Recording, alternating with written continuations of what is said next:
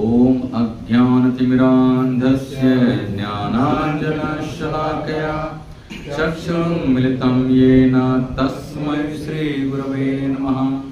श्रीचैतन्यमनोभीष्टं स्थापितं येन भूतले स्वयं रूपः कदा मह्यं ददाति स्वपदान्तिकं। वन्देऽहं श्रीगुरो श्रीयुतापदकमलं श्रीगुरुं वैष्णवांश श्रीरूपं साग्रजातां सहगण रघुनाथान्वितं तं सजीवं साद्वैतं सावधूतं परिजनसहितं कृष्णचैतन्यदेवं श्रीराधा कृष्णपादान् सहगण ललिता श्रीविशाखान्वितांश्च। नमो ओम विष्णुपदाय कृष्णपृष्ठाय भूतले श्रीमते भक्तिवेदांत स्वामी नामिने। नमस्ते सारस्वती देवे गौरवाणी प्रचारिणे निर्विशेषा शून्यवादी पाश्चात्य देशतारिणे।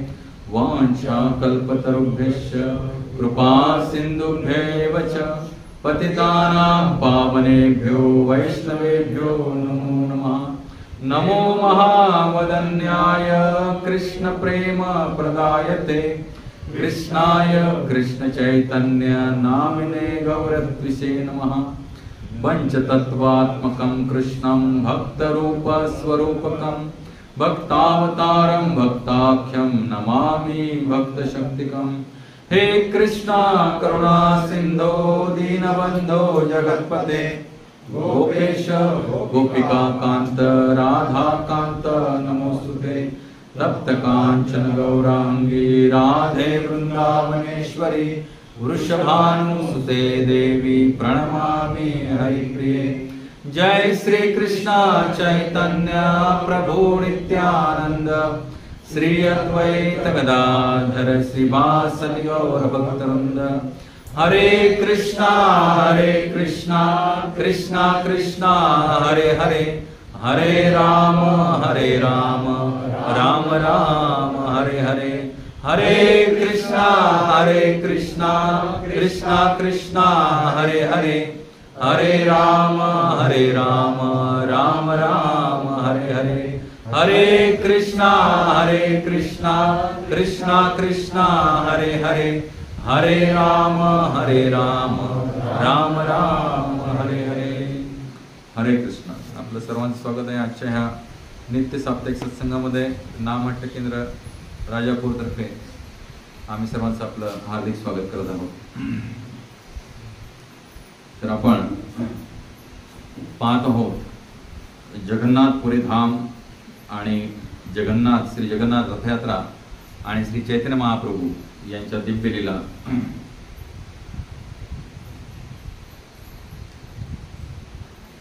तर मागच्या सत्रामध्ये आपण कुठपर्यंत आलो होतो? जगन्नाथ रथयात्रा निकट आलेली। त्याच्यामध्ये आपण काय पाहिलं होतं की चैतन्य महाप्रभूंनी पहिल्यांदा काय केलं, आपलं बहिर्वास पाठवलं राजाला। राजा प्रतापरुद्र महाराज चैतन्य महाप्रभूंना भेटण्यासाठी एवढे आतुर झाले होते की त्यांना कळून चुकलं होतं त्यांचे आध्यात्मिक गुरु सर्वभौम भट्टाचार्य यांच्या थ्रू की चैतन्य महाप्रभू हे साक्षात कोण आहेत, भगवान श्रीकृष्ण आहेत। परंतु ते आता त्यांनी काय घेतलंय, मनुष्य लीला करता त्यामध्ये त्यांनी काय घेतलंय, संन्यास घेतलेला आहे। आणि त्यामध्ये चैतन्य फार कडक होते। संन्यासानं ऐश्वर्यशाली गृहस्थांबरोबर काय ठेवायचं नाही, संबंध ठेवायचे। स्पेशल राजा मी सांगितलं होतं, राजा हे एकच काय आहे उपाधी प्रॉब्लेमॅटिक आहे, बाकी सगळं चांगलं आहे। तर आपण पाहतोय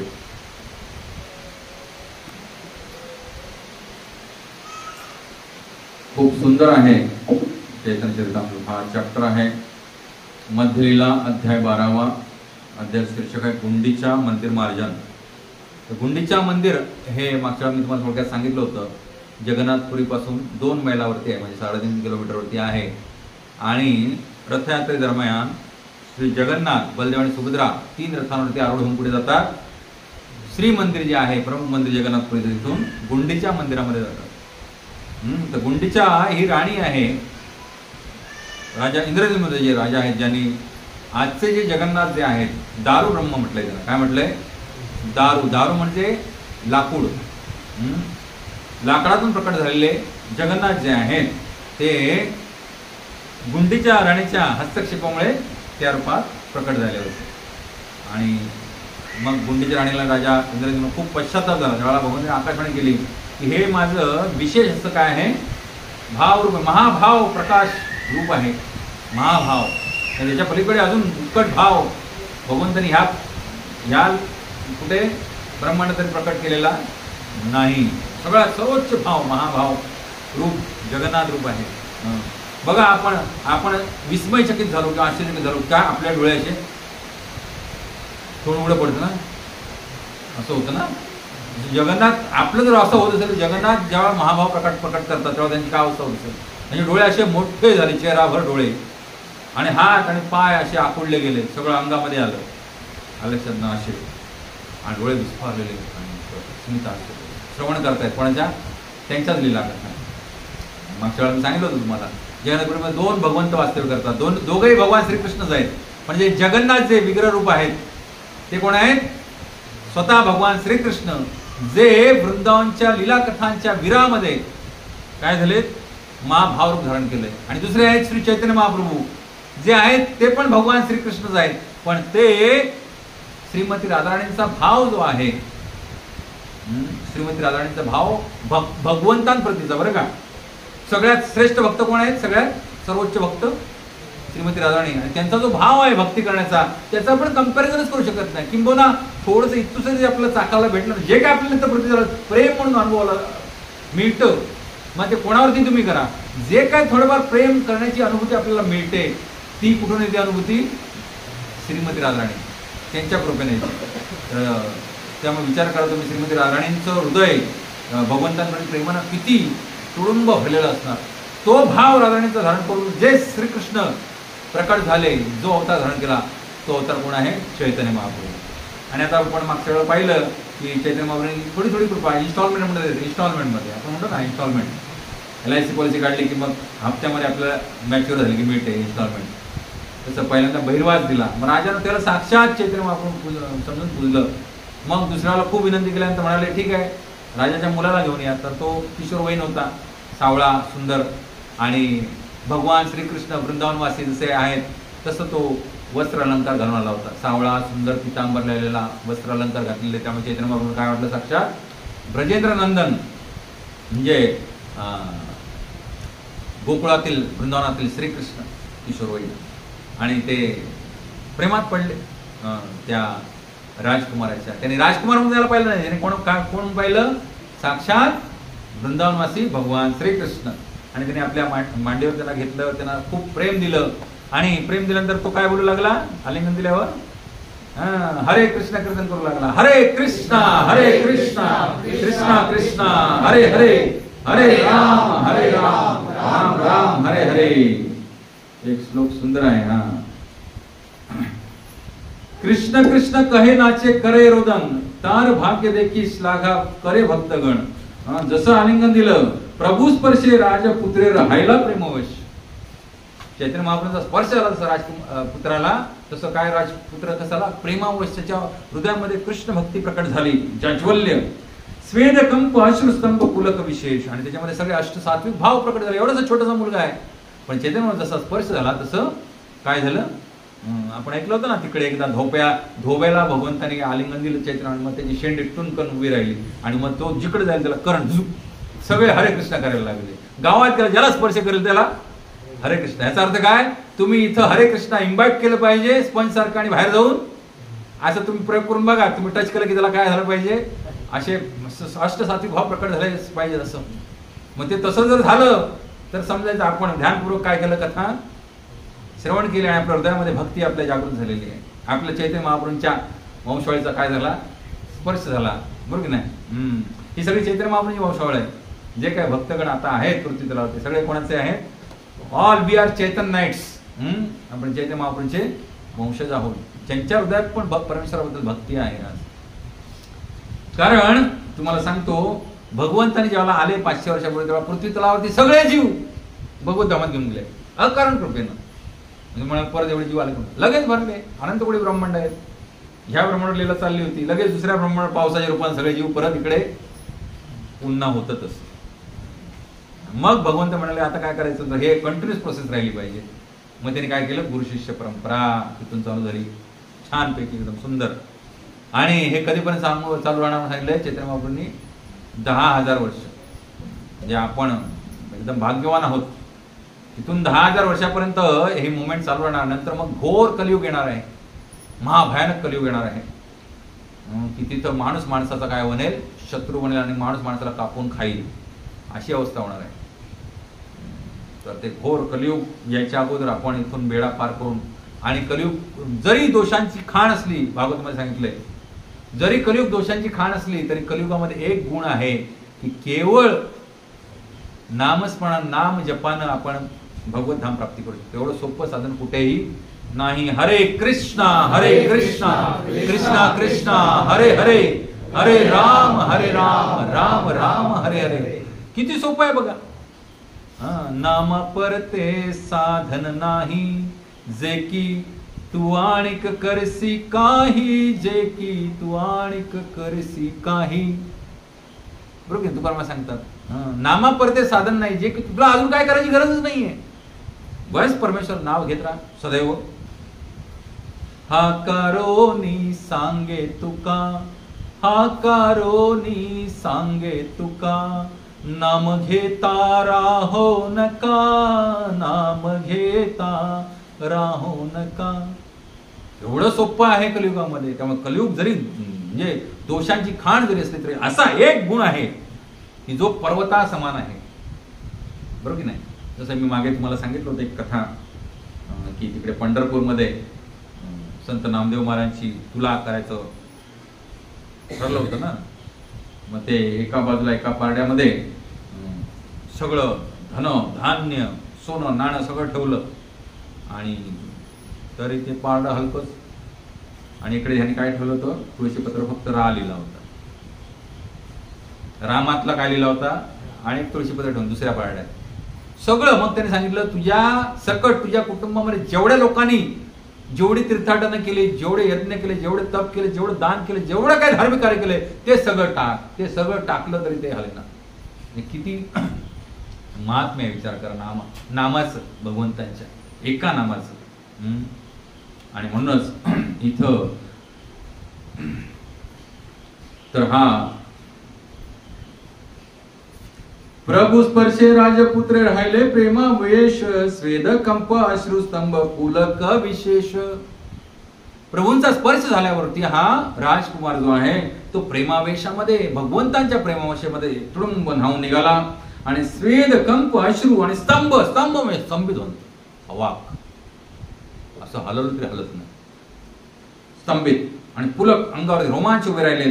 स्वेद तो घाम सुटलाय, कंप कापड भरले गेला, आणि अश्रू वाहत आहेत निरंतर. आणि असं कृष्ण कृष्ण कहे नाचे करे रोदन, तार भाग्य देखीस लागा करे भक्त गण. आणि तो कृष्ण कृष्ण करून नाचू लागला, रोदन करू लागला, रडू लागला मोठमोठ्यानं, कृष्ण कृष्ण करून. आणि तार भाग्य देखीस लागा करे भक्त गण. आणि त्याचं भाग्य पाहून, त्याचं नृत्य पाहून, त्याची अष्टसात्विक भाव पाहून त्याच्या सौभाग्याची स्तुती करू लागले सगळे भक्तगण. तवे महाप्रभु तारे धैर्य करायला, नित्य असी अमय विलेह येई आज्ञा दिला. त्याच्यानंतर चैत्र महाप्रभू त्याला सांगितलं की तुम्ही नित्यपणे येऊन काय करत जा, आम्हाला भेटत जा येते. आणि मग त्याला राजपुत्राला पाठवून दिलं. रामानंद रायांनी राजपुत्रासोबत घेऊन श्री चैतन्य महाप्रभूंचा निरोप घेतला आणि राजपुत्राला घेऊन राजप्रसादात परत आले. आपल्या पुत्राच्या कृतींविषयी ऐकून राजाला अत्यानंद झाला. पुत्रे आलिंगन करी प्रेमाविष्ट हैला, साक्षात परश येन महाप्रभूर पाहिला. आणि राजाने काय केलं, ही सगळी कथा ऐकल्यानंतर एवढं कृपा आपल्या पुत्राला मिळाली, ह्यावरून राजा एवढा अत्यानंद झाला की त्यानं राजाने आपल्या पुत्राला आलिंगन दिलं आणि साक्षात भगवान श्री चैतन्य महाप्रभूंचा स्पर्श प्राप्त करावा, त्याप्रमाणे राजा प्रेमाविष्ट झाला. बरोबर टच झाला त्याला, झालं त्याचं. सेही आहे ते भाग्यवान राजा नंदन, प्रभू भक्त गणामध्ये हायलायक जन. आणि अशा प्रकारे चैतन्य महाप्रभूंच्या दिव्य भक्तांपैकी एक समजला जाऊ लागला. कोण? राजपुत्र. आता काय झालं बघा. येई मत नाना रंगे दिन कत गेलं, जगन्नाथेर रथयात्रा निकट राहिलं. अशा प्रकारे अनेक दिवस उत्सवाच्या रंगामध्ये गेले आणि त्यानंतर भगवान जगन्नाथांचा रथयात्रा उत्सव निकट येऊन पोहोचला. तर पुढे काय झालं बघा. प्रथमे काशी मिश्रे प्रभू बोलायला, पछिडा पात्र सार्वभौम बोलाया अनिला. श्री चैतन्य महाप्रभूंनी प्रथम काशी मिश्रांना बोलवून घेतले. त्यानंतर मंदिराच्या पडीछा पात्राला म्हणजे तपासणी अधिकाऱ्याला आणि पश्चात सार्वभौम भट्टाचार्यांना बोलवून घेतले. बरोबर नाही. आणि या 3 व्यक्तींच्या उपस्थितीत श्री चैतन्य महाप्रभूंनी गुंडीच्या मंदिर स्वच्छ करण्याची सेवा आनंदाने मागून घेतली. डायरेक्ट रथासमोर नृत्यकाची सेवा नाही मागून घेतली. आदल्या दिवशी काय करायची सेवा मागून घेतली? गुंडीच्या मंदिर मार्जन करायची सेवा मागून घेतली. तर गुंडीच्या मंदिर हे जगन्नाथ मंदिराच्या ईशान्येला 2 मैलांच्या अंतरावर आहे. रथयात्रा उत्सवाच्या वेळी भगवान जगन्नाथ आपल्या मूळ मंदिरातून बाहेर पडून या गुंडीच्या मंदिरात जातात. तिथे त्यांचे 7 दिवसापर्यंत वास्तव्य असते. एका सप्ताहानंतर ते पुन्हा आपल्या मूळ मंदिरात जातात. इंद्रद्युम्न राजाने हे मंदिर स्थापन केले आणि गुंडीच्या हे त्यांच्या राणीचे नाव होते. अधिकृत वाङ्मयातून गुंडीच्या मंदिराच्या नावाचा उल्लेख सापडतो. गुंडीच्या मंदिराच्या परिसराची लांबी रुंदी इथं दिलेली आहे. ठीक आहे. तर श्री चैतन्य महाप्रभूंची विनंती ऐकल्यानंतर मंदिराचा व्यवस्थापक म्हणाला, प्रिय महाराज, आम्ही सगळे जण तुमचे सेवक आहोत. त्याच्या आईला फक्त त्याला शांत करायचं काम द्या.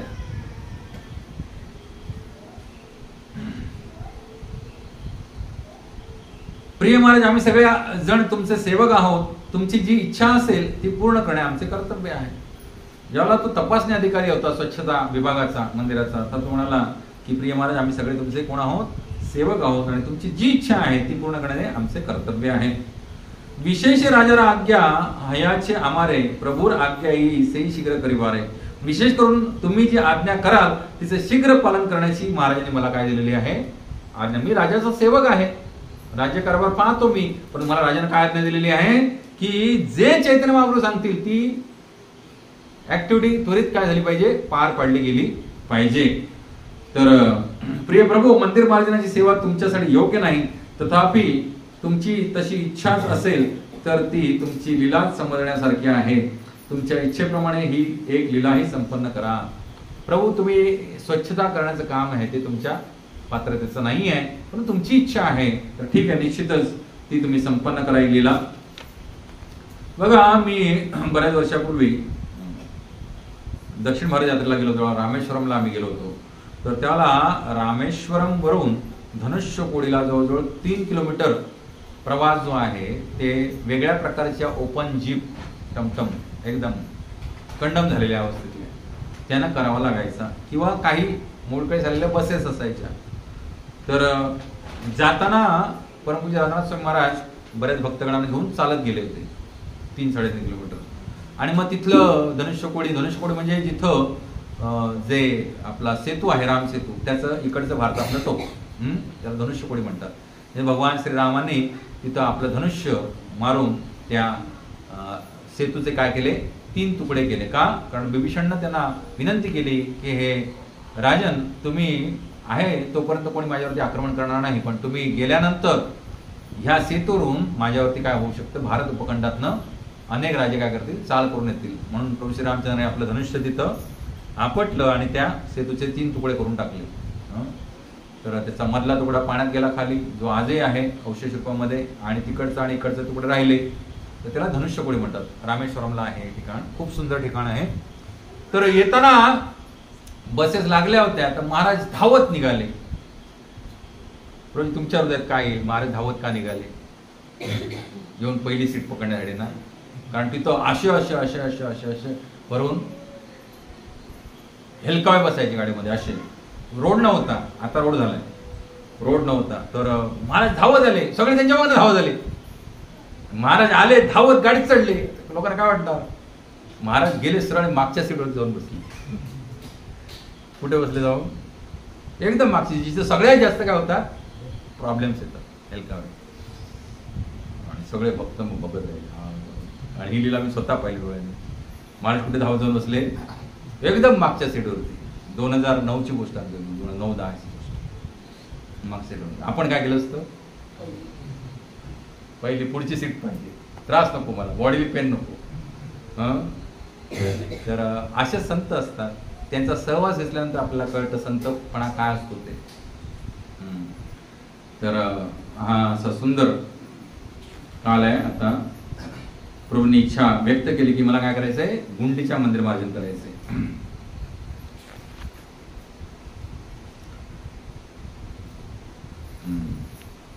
तर मंदिर स्वच्छ करण्याकरता तुम्हाला जल आणण्यासाठी अनेक घडे तसेच झाडूंची आवश्यकता आहे.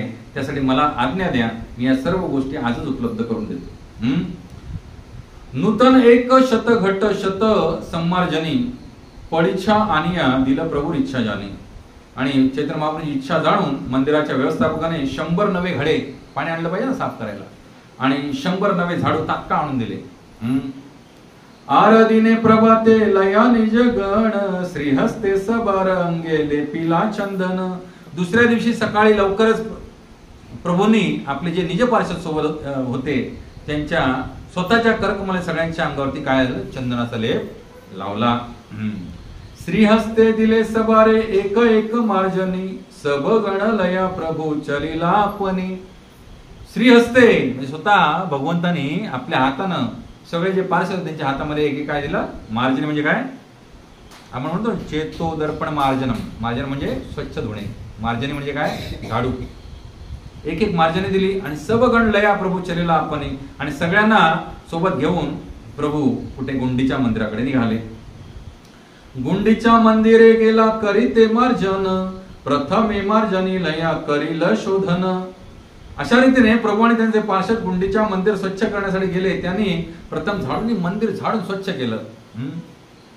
आल्याच आपण काय पोछा मारत नाही ना, पहिलं काय करतो, केर कचरा काढतो ना. भीतर मंदिर उपर सकल माझील सिंहासन माझी पुन्हा स्थापन करील. त्यांनी मंदिराचा आतील भाग छत स्वच्छ केले, मंदिरातील सर्व गोष्टी चांगल्या रीतीने स्वच्छ केल्या.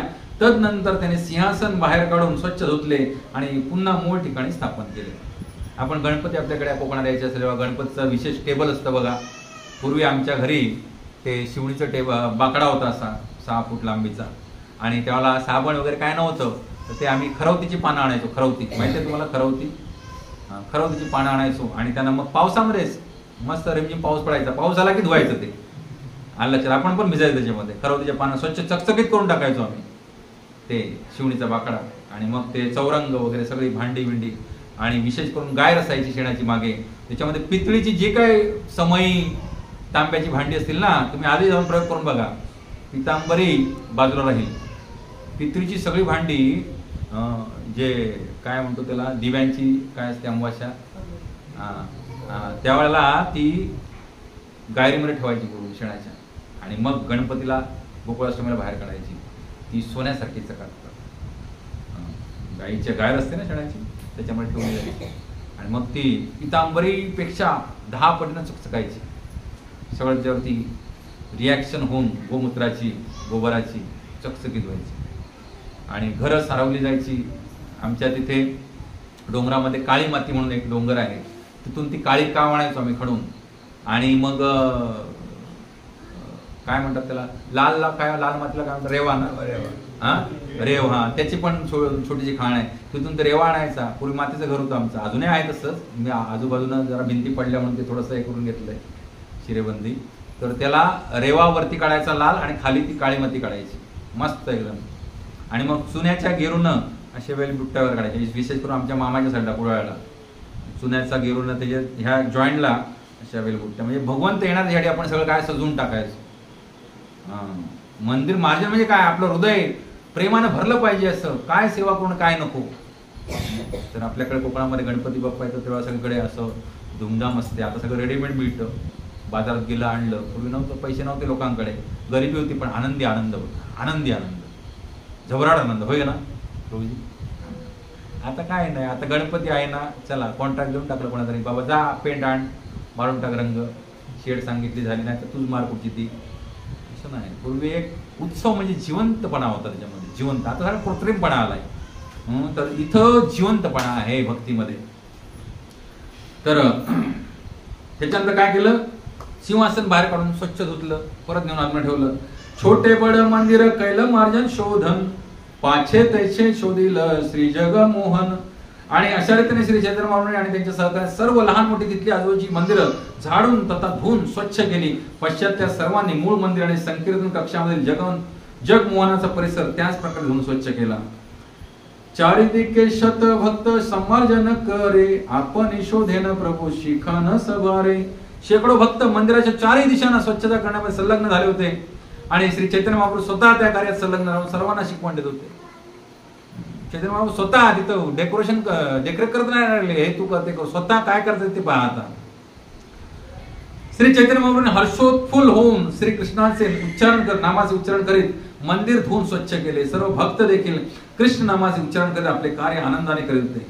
प्रेमोल्लासे शोधेन लयन कृष्ण नाम, भक्त गण कृष्ण कहे करे निज काम. धुली धूसर तनु देखिते शोभन, कहा कहा अश्रू जले करे समार्जन. धुळीने आणि चिखलाने माखले प्रभूंचे संपूर्ण शरीर अप्रतिम सुंदर दिसत होते. आता धूळ चिखल साफ करायचं तर काय, प्रभूंचं शरीर पण काय झालंय, त्या चिखलानं आणि धुळीनं पूर्ण माखून गेलेलं आहे.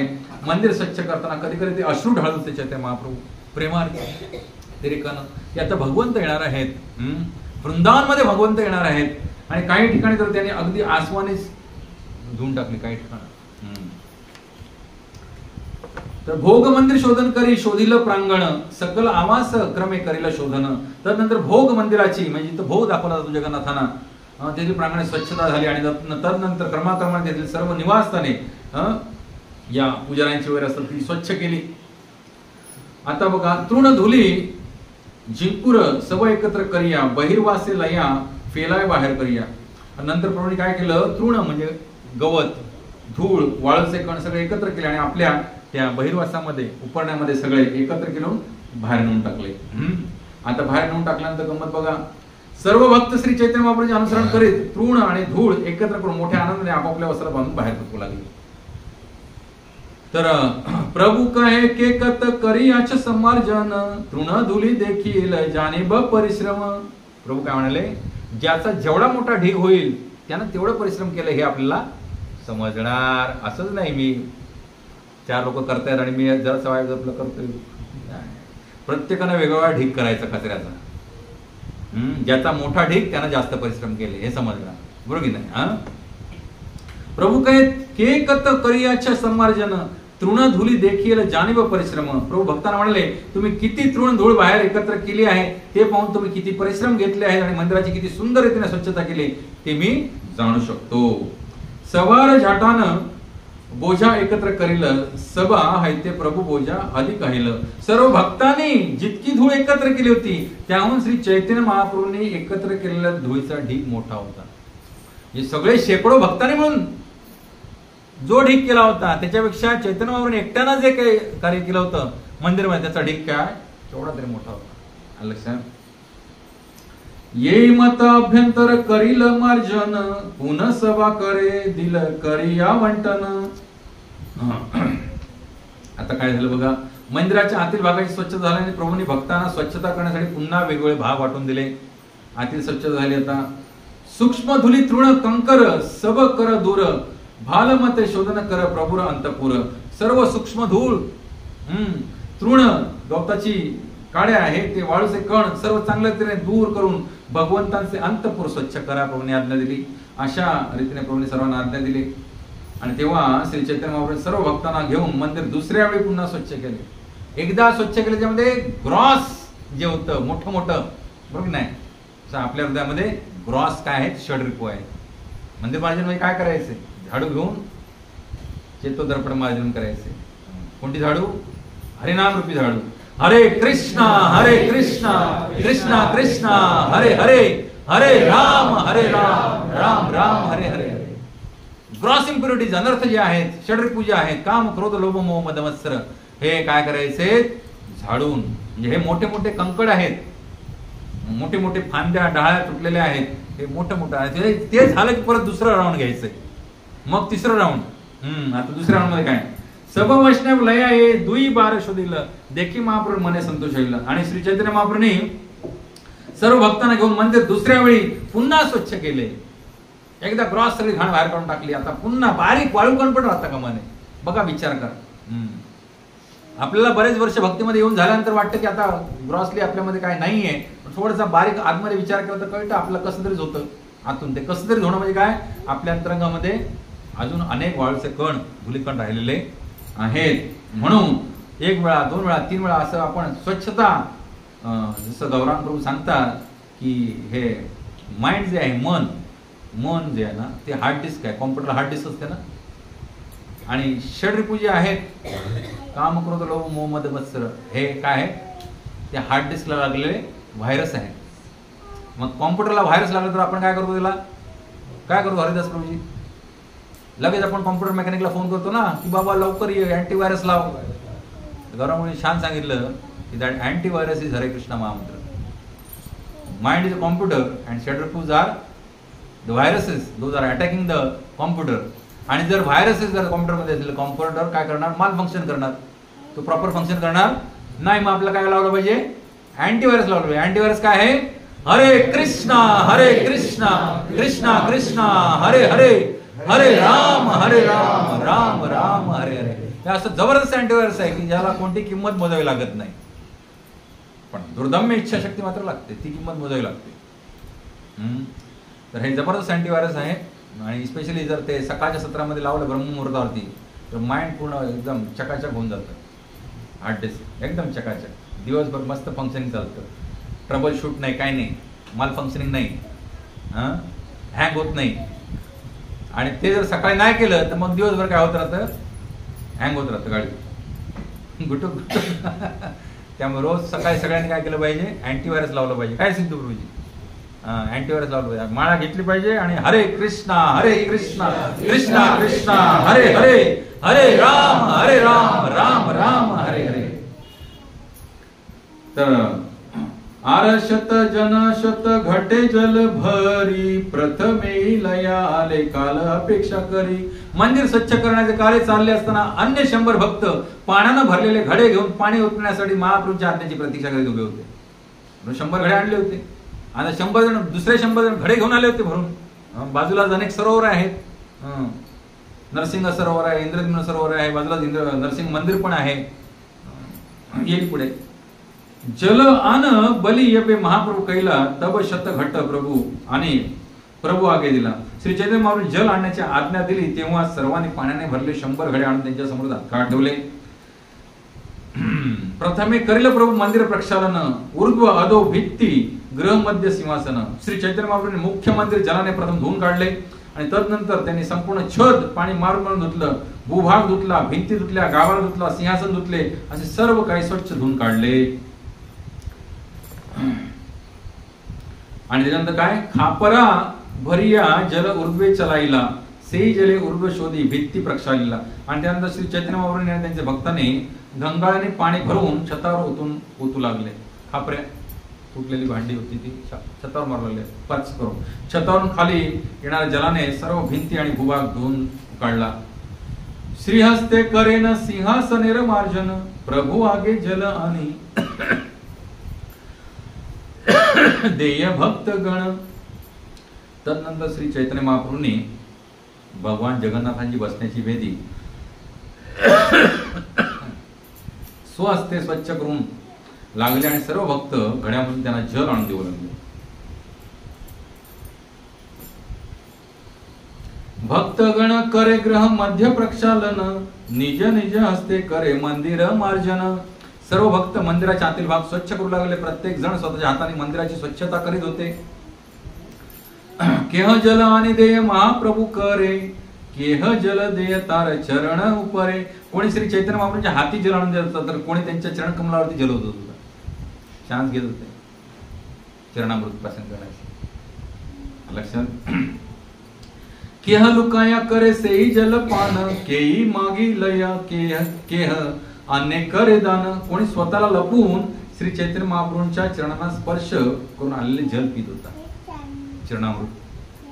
मुद्दा म्हणून जल ओतायचे चैतन्य महाराजांच्या चरणावरती आणि ते जल लपवून काय करायचे, भगवंतांच्या चरणाचं अमृत, त्यावर कोणी त्या जलाची मागणी करत होता, कोणी दुसऱ्याला ते जल प्रदान करत होता.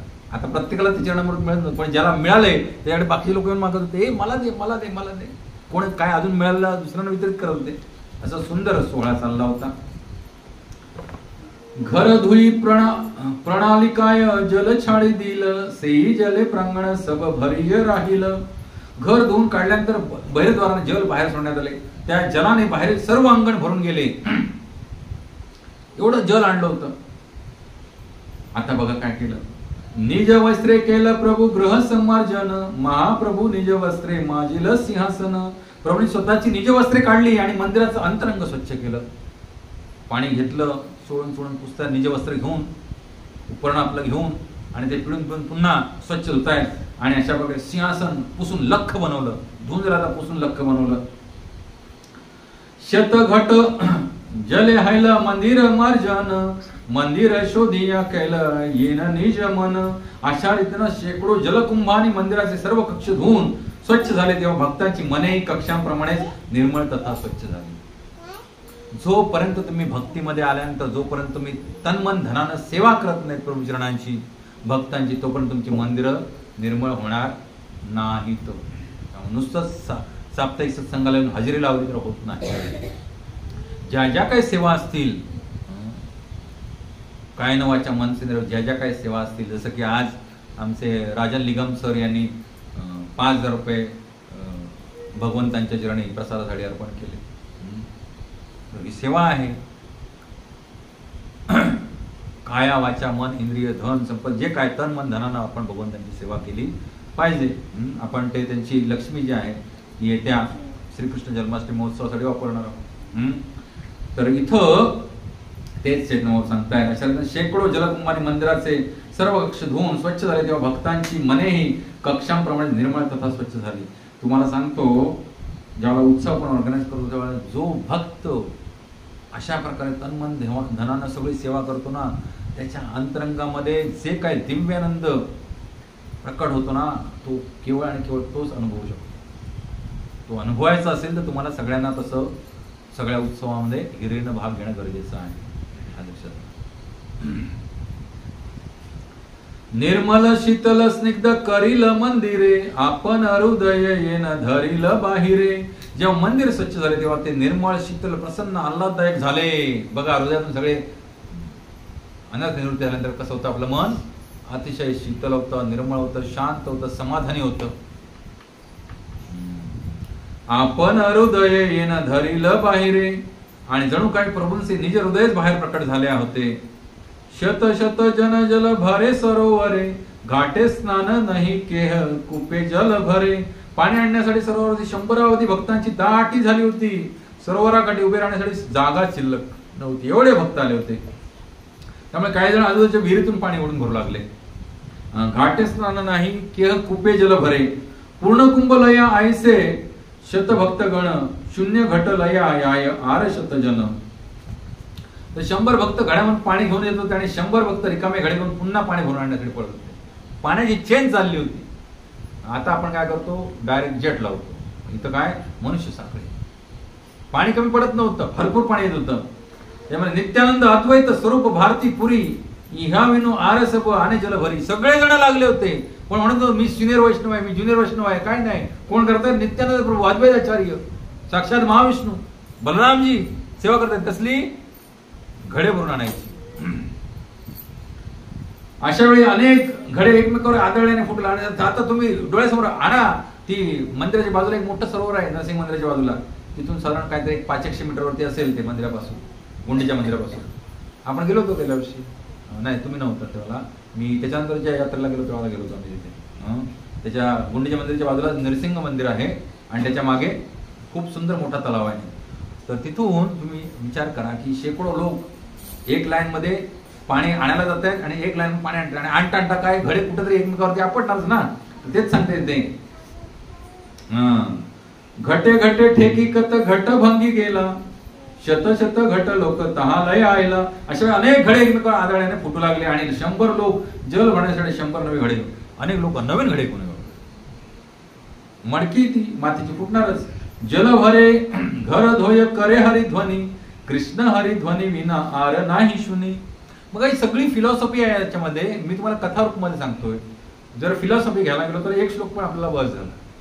ही सगळी गीतेची फिलॉसॉफी की कोणतेही कार्य करताना काय करा, ध्वनी काय करा, हरे कृष्णा कृष्ण कृष्ण हरे हरे, हरे राम राम राम हरे. इथे पाणी आणणं ही सामान्य सेवा आहे. पण ती सेवा करताना सुद्धा काय आहे, जल भरे घर धोय, जल भरतायत, कृष्ण कृष्ण करतायत, ते मंदिर साफ करतायत, कृष्ण कृष्ण करतायत, करे हरिध्वनी, कृष्ण हरिध्वनी विना आर नाही शुनी. दुसरं काही कानावर पडत नाही. दुसरं कोणत्याही ग्राम्य कथा कानावर पडत नाही. केवळ आणि केवळ काय आहे, कृष्ण आणि हरिध्वनी कानावर पडतोय. असं पूर्ण वातावरण पूर्णपणे भारावून गेलेलं आहे. काही जण जल भरीत होते, काही जण मंदिर स्वच्छ करत होते, परंतु सर्वजण मुखाने भगवान नामाचे उच्चारण करत होते. तुम्ही काय करा, काही करा, उठा बसा झोपा, कार्य करा, काही करा, पण तुमच्या मुखात सदैव काय आलं पाहिजे, भगवंतांचं नाव आलं पाहिजे. कृष्ण हरी, त्या व्यतिरिक्त अन्य काही ऐकू येत नव्हते. कृष्ण कृष्ण कही करे घटेर प्रार्थन, कृष्ण कृष्ण कही करे घट समर्पण. कृष्ण कृष्ण असा नामोच्चार करून एक भक्त घडा मागून घेत होता, तर कृष्ण कृष्ण नामोच्चार करून दुसरा भक्त घडे देत होता. मागे मी एकदा श्रवण करत होतो वृंदावनमध्ये. तर तिथे वृंदावनमध्ये एका मंदिरामध्ये आय थिंक श्री षडगोस्वामीच्या षडगोस्वामीच्या एका मंदिरामध्ये एक वैरागी बाबा राहत होते. ते तोंडानं त्यांनी मौन धारण केलं होतं. कशासाठी, ग्राम्य शब्द उच्चारण्यासाठी. तर काही भक्त तिथे गेले, तर ठकठक केलं दरवाजा. बाबांनी उघडलं दरवाजा, हरे कृष्ण. बाबा म्हणले लाईटचं बटन, हरे कृष्ण. बाबा झोपायचं कुठे, हरे कृष्ण. बाबा सतरंजी कुठे, हरे कृष्ण. बाबा बाथरूम कुठे, हरे कृष्ण. पॉसिबल आहे की नाही, सत्य घटना आहे बरं का. मला मी संन्यासाच्या मुखात ऐकलेली आहे. ते हरे कृष्णाशिवाय दुसरा शब्दच तोंडातून बाहेर काढायचे नाही. आणि होऊ शकतं बरं की नाही. भाषेची गरज काय आहे, आपल्याला जे काय कृती करायची आहे ती एकमेकांना समजण्यासाठी. आणि म्हणूनच आपण सगळेजण एकमेकांना भेटू काय करतो, हरे कृष्ण. बस. राधाकुंड मध्ये नाही, षडगोस्वामीचं मंदिर आहे ना लोकनाथ महाराजांचं, त्या मंदिरातली गोष्ट आहे. तुम्ही होतात वाटतं तेव्हा यात्रेला, 2015च्या यात्रेला सांगितली ती गोष्ट. तर जेव्हा कोणाला ये कहे कहे कृष्ण नामे, कृष्ण नाम हैल संकेत सब कामे. किती सुंदर. जे आता मी फिलॉसॉफी मला 2 मिनिटात सांगितली तीच इथं श्लोक रूपामध्ये आली आहे. कृष्ण नामाला हैल संकेत सब कामे.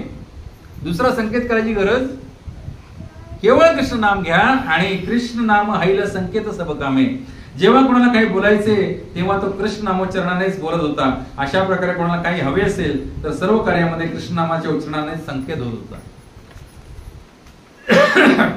प्रेमावेशे प्रभू कहे कृष्ण कृष्ण नाम, एकले प्रेमावेशे करे शत जनेर काम.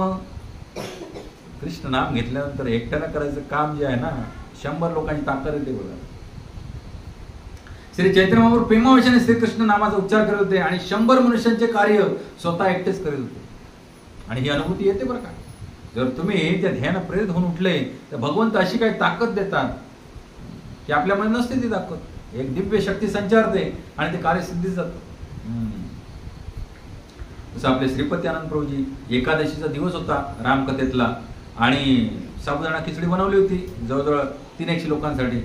कारण एकादशी आहे, शेवटचा दिवस होता, जास्त लोक येणार नाहीत. तर बघितलं तर प्रभूंनी बघितलं, आम्ही बघितलं तर 500-550 वरती झाली माणसं. मग कोणतेही मॅनेजमेंट करणारा जो माणूस आहे ना तो भुचकाळात पडला असता. प्रभू गेले तिथून खाली दुकानामध्ये, कोणाच्या भोलीच्या गेलात ना, 4-5 दुकानं फिरून वरी तांदूळ आणले लगेच. सगळी दुकानं बंद होती, रविवार होता, संध्याकाळची गोष्ट.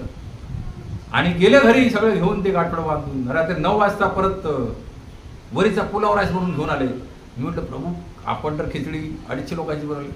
प्रभू चिंता करू नका, हे बघा हे अजून 250 लोकांना पुरेल. असं ह्याला म्हणतात सेवा. हा लक्षात ना, ह्याला म्हणतात सेवा. अशी सेवा करण्याला हृदयातून निर्मळता, प्रेम, दिव्यानंद का बरं प्राप्त होणार नाही? मी हेच शिकवतोय तुम्हाला. नुसतं इथे येऊन बसू नका, परमेश्वराच्या सेवेमध्ये लागा, भक्तांची सेवा करा. अतिशय विनम्रपणे करायची, पण ती मानापमान नाही.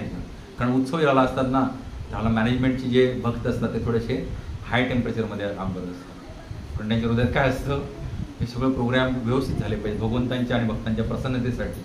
मग थोडे राईट अँड लेफ्ट ते थोडे फायरिंग देतात. तर ते फायरिंग घेऊन जो बाहेर पडला सत्संगानं, त्याचा कार्यभाग बुडाला, त्याचा कार्यभागच बुडाला आयुष्यभरासाठी. कारण तिथं तुम्ही मेन प्रिन्सिपल हरताळ फासला. कोणता? तृणादपी सुनिचेन तरोरपी सहिष्णुना अमानीन मान देणं कीर्तनीय सदा हरी. मेन प्रिन्सिपल आहे वैष्णव धर्मातलं. काय? तृणादपी सुनिचेन तरोरपी सहिष्णुना. गवताच्या पात्यापेक्षा पण स्वतःला नम्र समजलं पाहिजे आणि वृक्षापेक्षा पण संचित झालं पाहिजे. अमानीन मान देणं कीर्तनीय सदा हरी. आणि इतरांनी किती अपमान केला तरी सदैव आपण सगळ्यांना मान सन्मान देण्यासाठी काय असलं पाहिजे? सदैव तत्पर असलं पाहिजे. त्याच व्यक्तीच्या हृदयामध्ये आणि मुखामध्ये आणि स्मरणामध्ये काय राहील? कीर्तनीय सदा हरी. हे बेसिक प्रिन्सिपल आहे. कारण भक्तीमध्ये जे मानापमान करतात ना, त्यांना काही कळलेलं नाही. त्यांना काही कळलेलं नाही, म्हणजे काही कळलेलं नाही त्यांना. सो त्याला थाराच नाही आहे.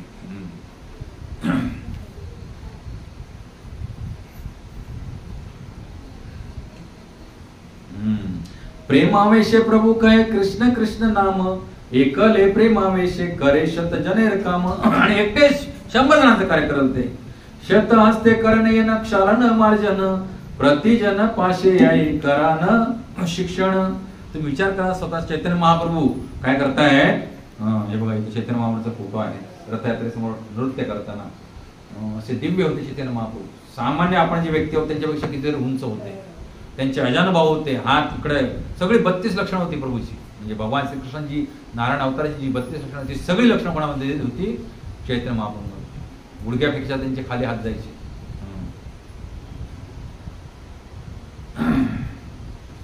तर असं वाटत होतं की श्री चैतन्य महाप्रभू शतशत करांनी मंदिर धुवून स्वच्छ करीत आहेत आणि त्याच वेळी ते प्रत्येकाच्या जवळ जाऊन त्यांना प्रोत्साहन देत शिकवण देत आहेत. आता साक्षात कृष्णच आहेत असं वाटवतं बघणार की चैतन्य महाप्रभू एकाच वेळेला 100 हाताने काय करतायत?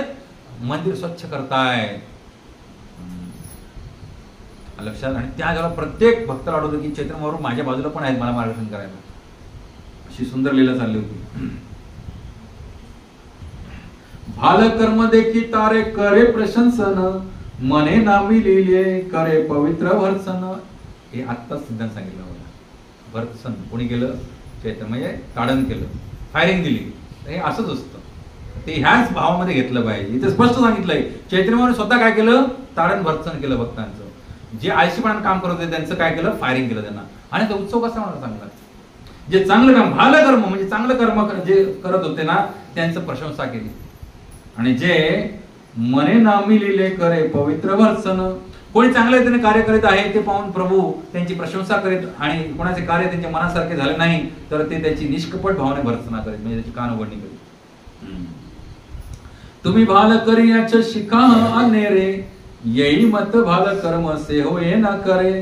प्रभू सांगत की तुम्ही चांगले कार्य केले आहे तसेच कार्य दुसऱ्यांना शिकवा, म्हणजे ते त्याप्रमाणे चांगले कार्य करतील. आपलं कार्य जे आहे की जे काय आपल्याला इथं चांगलं भेटतं ते दुनियेत वाटत सुटायचं. लक्षात. मला ना कुठच्या मंदिरानं सांगितलं, ना कुठच्या ब्रह्मचार्यानं सांगितलं, ना कुठच्या संन्यासानं सांगितलं की बाबा तू जाशील जाऊन काय कर, कृष्णनामाचा प्रचार कर. अजूनही कोण मला सांगत नाही. पण त्या प्रभूच्या इच्छा हृदयात जी इच्छा होते जिथं जिथं जाईन तिथं काय करतोय? भगवंतांचं हे नाम अर्प गुण लीला जे जीवाच्या परम कल्याणाचं साधन आहे ते वितरित करायचा प्रामाणिकपणे प्रयत्न करतो.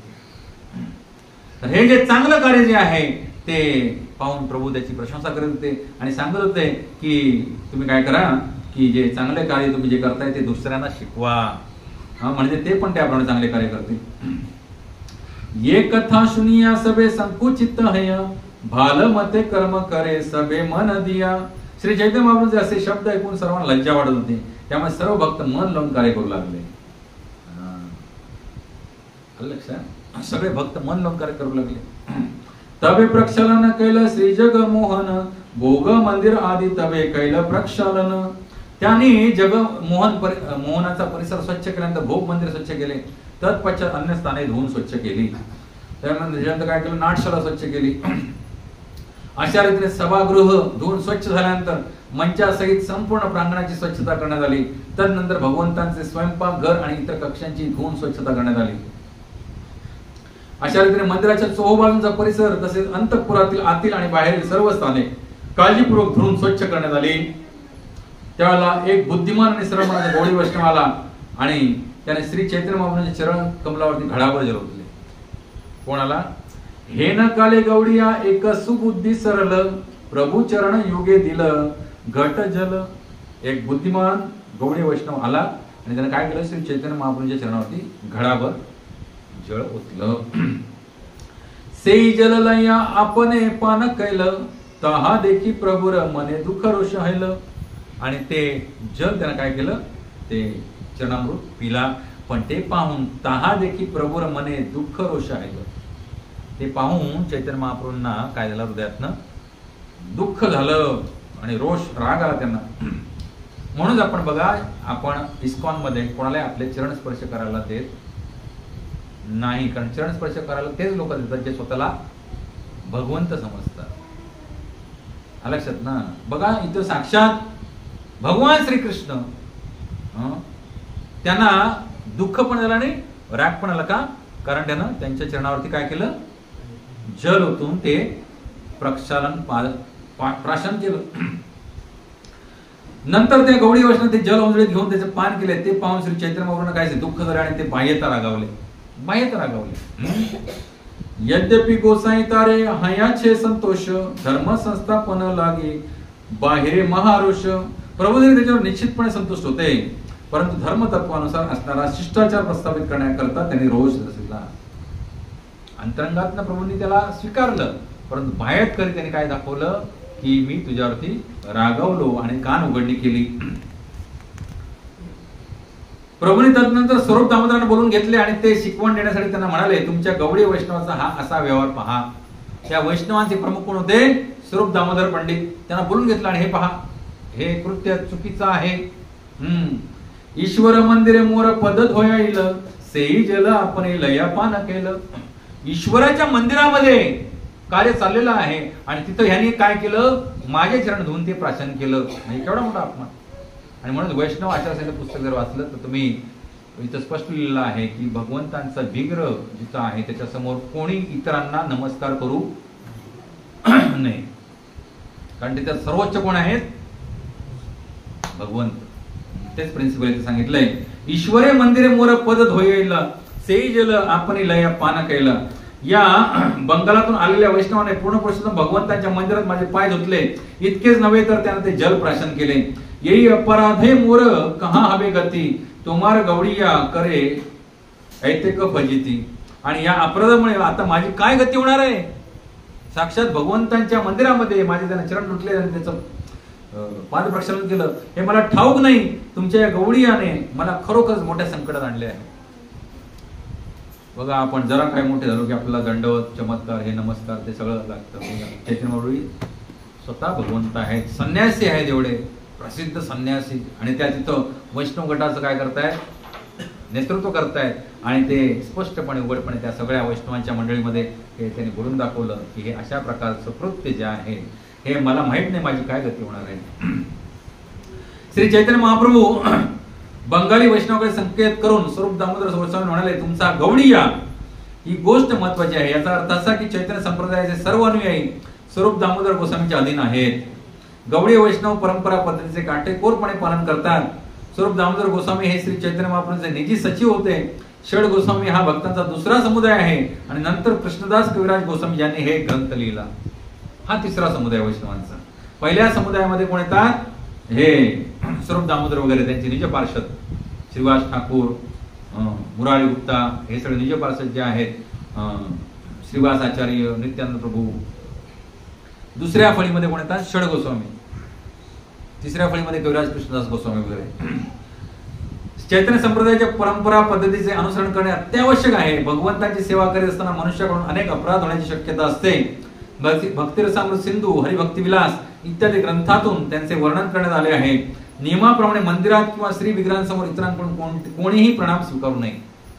नियमाप्रमाणे मंदिरामध्ये किंवा श्री विग्रहांसमोर इतरांकडून कोणी प्रणाम स्वीकारू नये. तसेच भक्ताने भगवत विग्रहांसमोर आध्यात्मिक पूर्ण प्रणाम करणे आणि त्यांच्या चरणांचा स्पर्श करणे हे योग्य नव्हे.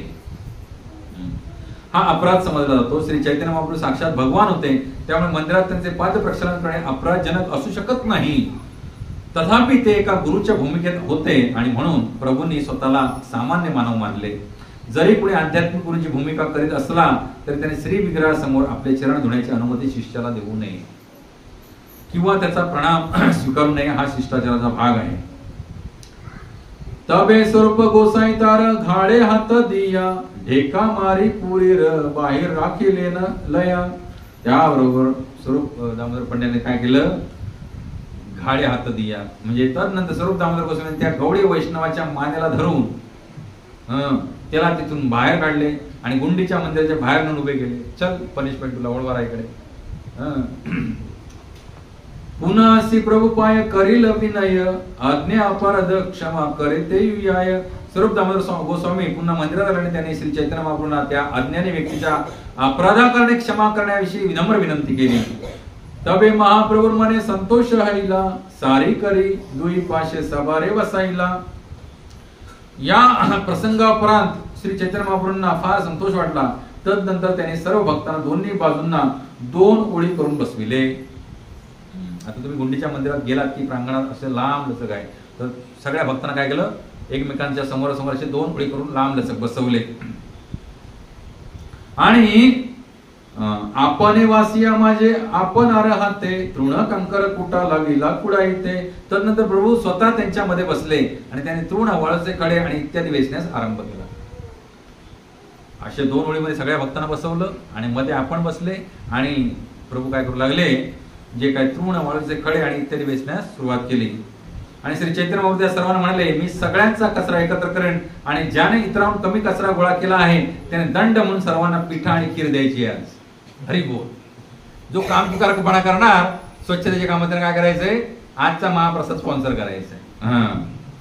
एई मत सब पुरी करील शोधन शीतल निर्मल कैल येन निज मन. अशा रीतीने निर्मळ आणि शांत झालेले स्वतःच्या मनाप्रमाणे गुंडीच्या मंदिराचे सर्व कक्ष शीतल तथा निर्मळ झाले. आणि अशाच भावना आपल्याला कुठे गेलं पाहिजे, जगन्नाथ रथयात्रेला. आपलं मन हृदय सगळं तळमळ निघून गेली पाहिजे. गृहस्थ आश्रमाची सगळी दगदग तगमग सगळं बाजूला ठेवली पाहिजे. म्हणून शक्यतो बायकोला घेऊन जायचं नाही. 5-6 वेळा गेला तर एकदा घेऊन जावा. 5-6 वेळा गेल्यानंतर एकदा बायकोला घेऊन जायचं. कारण यात्रेमध्ये बायकोला घेऊन गेलो ना की रामायण होतं, जे प्रभू श्री रामचंद्रांच्या जीवनात झालं. बिचारे त्यांना एकट्याला आज्ञा होती ना वनवासाची. बायको हट्ट करून बसली, मी पण येणार. बायकोला घेऊन गेले नसते रामायण झालं असतं का?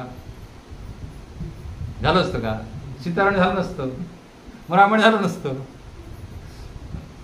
तर असं काही नाही. दोघेही भक्त चांगले जर असतील तर नियमित यात्रा केल्या पाहिजेत, धनार्जन केलं पाहिजे चांगल्या मार्गानं, आणि नियमित यात्रा आपल्या कुटुंबासमोर केल्या पाहिजेत. पण कधीतरी असं एकांतवासामध्ये पण गुरु महाराज सांगतात, कुटुंबासाठी कधी कधी 7 दिवस मरून बघितलं, घरदार सोडून गेलं पाहिजे यात्रेला. मोबाईल फोन बंद करून टाकला पाहिजे. काही बिघडणार नाही तुमच्या नसल्यामुळे. करतील फोन आहे, दुसऱ्या दिवशी मार्गी लागतील, म्हणजे गेला बाबा आता इथे 7 दिवसात येईल तेव्हा बघूया. कोणाचं काही अडत नाही. इथं आपलंच वाटत असतं माझ्या वाचून सगळं कामं अडतायत, काही अडत नाही. गुरु महाराज सांगतात, या हरिकथेला हरिद्वारला या, जगन्नाथपुरीत या, वृंदावनमध्ये या, 7 दिवस राहा, भागवत कथा श्रवण करा आणि जगासाठी मरा. जगासाठी मरून प्रॅक्टिस केली पाहिजे की नाही? मी मेल्यानंतर काय अडतंय काय कोणाचं, प्रॅक्टिस केली पाहिजे. ते करण्यासाठी उत्तम मार्ग आहे यात्रेला जाणं. त्यामुळे सगळ्यांनी यात्रा केल्या पाहिजे. मी सांगतो सगळ्यांनी प्लॅन करा. 1 मेजर यात्रा आणि 1 मिनी यात्रा मिनिमम झालीच पाहिजे दरवर्षी. अशा प्रकारे आता आपण मेजर यात्रा अयोध्येची घेतली. काय प्रभूजी किती सुंदर झाली. विचारा त्यांना. बाळू होता, सिद्धू होता, प्रभू ते नव्हते ना. दुसरे प्रभू कुठे गेले? ते काय नाव त्यांचं? महादेव प्रभू कुठे येत नाही हल्ली. हे जे काय सगळे भक्त आले ते यात्रेला, त्यांना विचारा तुम्ही व्यक्तिशः त्यांना भेटून की काय दिव्यानंद यात्रेमध्ये आला. तर मला यात्रा खूप आवडतात. मी वर्षातनं एक मेजर यात्रा, एक मिनी यात्रा नाही, मी वर्षातनं 3-4 मेजर यात्रा आणि 2-4 मिनी यात्रा करत असतो. एकटा का होईना वाटेल लागतो. आणि त्याच्यामधला जो दिव्य आनंद आहे, ती चाकायची एकदा गोडी लागली तुम्हाला की तुम्हाला थारा होणार नाही. एक तर तुम्हाला सांगतो मी, पाऊस लावतो मी, त्याला माझं वार्षिक उत्पन्न काहीतरी 4.5 लाख रुपये होतं वार्षिक वर्षाचं. आणि मी यात्रेसाठी एकट्यासाठी 3.5 लाख रुपये खर्च केले. तुम्ही करू शकता. वार्षिक उत्पन्न 4.5 लाख रुपये आणि मी यात्रेसाठी किती खर्च केले होते? 3.5 लाख. बाकी कुठे मी खर्च करत नाही. तुम्हाला माहित नसेल, मी एक जोड कपडे माझे 20-22 वर्षानंतर सुद्धा आज घालतो. म्हणजे नवीन घेत नाही असं नाही, पण मी 20-25 वर्षापूर्वीचे पण कपडे आज घालतो. कारण माझी देहयष्टी तशी मी मेंटेन ठेवलेली आहे. 25 वर्षाचे कपडे मला आजही बरोबर होतात. विनाकारण कुठेही पैसे खर्च करायचे नाहीत. यात्रेसाठी साठवून ठेवायचे आणि यात्रा ह्या केल्याच पाहिजे. यात्रा म्हणजे काय आहे? दूध आणि बासुंदी याच्यामध्ये फरक आहे ना. कंडेन्स मिल्क आणि ओनली मिल्क, बॉइल्ड मिल्क, ह्याच्यामध्ये फरक जो आहे तो यात्रेमध्ये आणि नियमित सत्संगामध्ये आहे. नियमित सत्संग निश्चित दूध आहे, पण यात्रेतला सत्संग जो आहे तो बासुंदी सारखा आहे. एकदम कंडेन्स मिल्क, भरपूर एनर्जी त्याच्यामध्ये. तुम्ही ग्लास जे आहे ना दूध, ती 1, 2, 3, 4, 5, 6 पिऊ शकता की नाही? बासुंदी किती ग्लास पिऊ शकाल? ती पण आमच्यामध्ये रती महाराजांनी पिलेली आहे. 4 कपच्या यात्रेला बासुंदी. अंबिका प्रसाद प्रभू जाऊन घेऊन यायचे, आम्ही पित होतो. तिथं शेवटच्या दिवशी महाप्रसादला बासुंदी ठेवली आणि भरून देत होते असा ग्लास. आणि मी तेवढी बासुंदी पिऊन आम्ही रात्र ड्रायव्हिंग करून आलो. कशी आली गाडी काय माहिती. आनंदी आनंद असतो भक्तामध्ये, भक्तांच्या संघामध्ये. तेच इथं आपण पाहतोय. कुठं आलो होतो? सगळ्या भक्तांच्या मध्ये बसले. त्यांना आज महाप्रसाद द्यायचा. अशा रीतीने निर्मळ आणि शांत झालेल्या स्वतःच्या मनाप्रमाणे गुंडीच्या मंदिरात सर्व कक्षा शीतल तथा निर्मळ झाल्या. जेव्हा सर्व कक्षामधील पाणी बहिर्द्वारात वाटे मुख्य सभामंडपातून बाहेर वाहून दिले गेले, तेव्हा एक नवी नदी समुद्राला मिळण्यासाठी धावत जात आहे असे जाणवले. जेव्हा सगळं पाणी याला बाहेरच्या द्वारानं बाहेर ढकललं जाऊ लागलं, तेव्हा एक नदीच तिथून जवळच महातीर्थ आहे, त्याला महातीर्थ म्हणतात. बाकी कुठच्याही तीर्थाला समुद्राला महातीर्थ म्हटलं जात नाही. जगन्नाथपुरीच्या समुद्रालाच काय म्हणतात? महातीर्थ म्हणतात. कारण तिथं गंगा, जमुना, सरस्वती ह्या नद्या पूर्व तटावरून गंगासागरावरून वाहत कुठे येतात? तिथं येतात. आणि साक्षात जगन्नाथपुरी धाम हे जे आहे हे भगवंतांचं शाश्वत धाम आहे. जरी प्रलय झाला तरी हे धाम कधीच पाण्याखाली जात नाही. संपूर्ण पृथ्वीतलावरती हे एकमात्र ठिकाण आहे. मी माझ्या त्या परवा तुम्हाला सांगितलं, आपलं pure devotion Marathi channel subscribe करा आणि त्याच्यामध्ये प्लेलिस्ट मध्ये जाऊन जगन्नाथ महात्म्य लीला श्रवण करा. त्याच्यामध्ये ह्या डिटेलमध्ये कथा सांगितलेल्या आहेत. मार्कंडेय ऋषी ते एकदा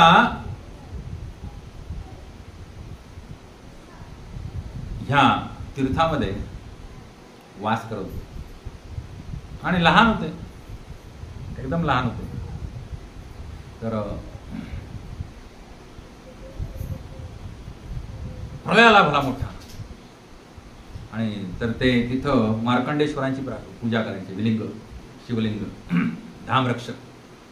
तर ते आणि यांचा आता मृत्यू होणार सुचला तर त्यांनी ते शिवलिंग घट्ट पकडलं आणि आर्तपणे प्रार्थना करू लागले. तेव्हा भगवान शंकर साक्षात तिथं प्रकट झाले आणि ते म्हणाले, यमराजांना सांगितलं की तुझं तर एकतर इतर कामच नाही आणि ह्याला 7 कल्पापर्यंत काय नाहीये, मृत्यू नाही. लक्षात, 7 कल्पापर्यंत मृत्यू नाही. तर असंच एकदा पुन्हा प्रलयाला तर सगळी पृथ्वी जल भरली. तर हे एकटेच तरंगत होते कुठेतरी एक लाकडाचा उंडका घेऊन आणि तरंगत कुठे आले? ते पुन्हा इथं आले, नीलाचल पर्वतावरती. नीलाचल पर्वतावरती आले तर तिथं अक्षयवट आहे, जो कधीच काय होत नाही, मृत होत नाही. अक्षयवट, वडाचं झाड. तर तिथं साक्षात लक्ष्मीनारायण त्यांना दिसले, दर्शन घेतलं.